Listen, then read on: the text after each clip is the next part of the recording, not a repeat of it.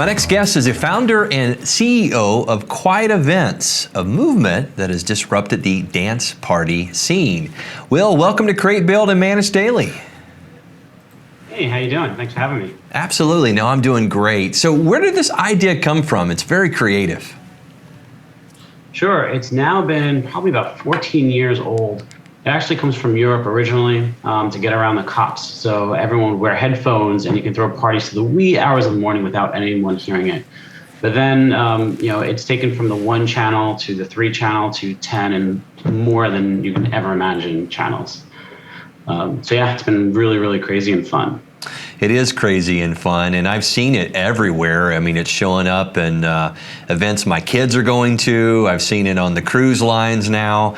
So walk us through the experience for someone who's never been to one of these quiet discos. Walk us through kind of how it works. Sure. So it's going to sound absolutely ridiculous, and you're going to be like, no one would ever do this, but I guarantee you it is fun. So basically what happens is that we have these specially designed headphones that have a switch on it that can switch into 3 different audio sources. And these audio sources are typically 3 live DJs. Each DJ is spinning something different. One could be hip hop, one could be country, and then one could be Latin. And then everyone puts them on, tunes into what they want to listen to. And as they tune into it, channel 1, 2, or 3, the colors change. So you can look into the crowd and say, oh, she's on blue, she's listening to country. He's on green, listening to EDM. And then it becomes a crazy dance party. Everyone's singing out loud, obviously tone deaf because they can't hear them or themselves. And it's a great time. And then people are always like, oh, it must be antisocial. But it's not. All they have to do is take the headphones off and have a normal conversation.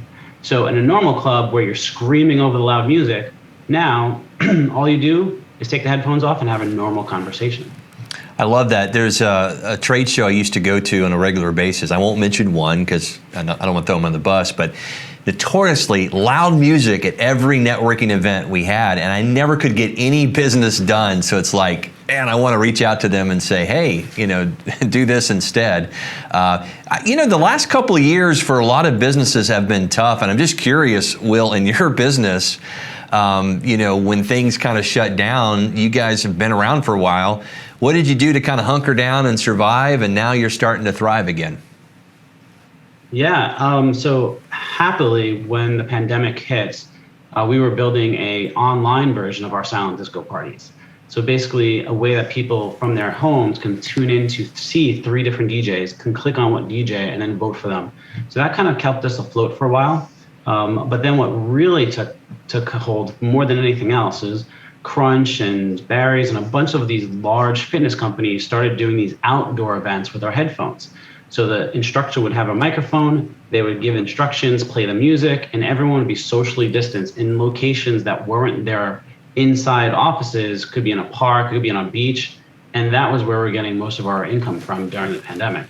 And now everyone really wants to party because all the parties have shot up in the last probably 2 months. I love that story. I love that. I wanted to ask that question because it's always fascinating to me how entrepreneurs such as yourself, you guys always find a way to survive. I also understand that you donate a percentage of your proceeds to local nonprofits. Talk about that. Yeah, so after the pandemic or during the pandemic, we were like, what can we possibly do? How do we make our employees also happy too? So what we decided was every month, every employee would choose a charity of their choice that's local that they wanted to donate to. So after the month is over, we look at how much we've made and then we'll donate to one of their charities. It makes the charities happy, it makes our employees happy, and it's just the right thing to do. You've also implemented what you refer to as a contact management workflow. That sounds fascinating, and it's helped your business continue to grow and thrive. What does that look like? Yeah, so during the pandemic, when there was obviously not much work, what we really did was focus on operation, clean things up, and make sure that when things come back, it's a lot quicker, easy, and organized.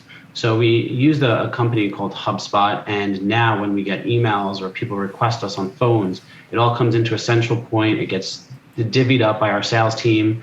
They know how to act on it. They get reminders. They get automatic emails to people. So now Sadly, we don't need as many salespeople to do what they need to do. However, with the current sales team, they're able to produce so much more work as well as better quality for our clients. Your website is quietevents.com, quietevents.com. This is where you can go and see what upcoming events are happening. You can rent or buy the equipment and participate there online. What's next for your company, Will? So we have added a new headphone, which is our Ultra headphone, which does 10 channels. They're sexy, USB, fast charging. And what we've been noticing is that a lot of conferences, not doing parties, but they're doing these breakout rooms. So instead of having multiple rooms that people have to figure out how to get to and maybe oversell or undersell, now what they're doing is they're buying one huge hall, using our headphones and doing breakout sessions without walls. Everyone gets headphones and you can tune into live people on stages talking. And then when those sessions are over, all they need to do is click the headphone and move into a different session. And these headphones are increasingly being more and more in demand for that. I love that idea because sometimes there's two breakout rooms going on at the same time. I want to attend them both. So I would be that person switching between two channels, kind of like I do at home, watching two movies at the same time. So Will, you and I are doing a quiet disco. What genre of music are you tuning into? Actually, most people don't realize this, but I love Latin. So I love dancing merengue, bachata, salsa, sweating it up on the dance floor. It's one of my things. What do you love? I'm going to go with probably 90s country or something country. I don't know. I will tell you this. I can't carry a tune even if I can hear myself singing, so I love the idea of throwing on headphones and just having fun and looking around to make sure everyone has their headphones on so no one can see me sing. Got about 60 seconds left. What are some lessons you've learned running a business that you would offer somebody else who's just getting started? Sure. Be organized, number one, is the most important thing. Be responsive is number two, because you need to make sure you act on whatever you need to do. Take care of your clients and take care of your people. Your people are the number one asset that you have in your company. So true, very true. Will, I appreciate your time. Again, founder, CEO of Quiet Events. That website is quietevents.com.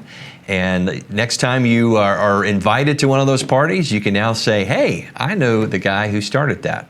Stick around. This is Create, Build, and Manage Daily. More coming up right after this.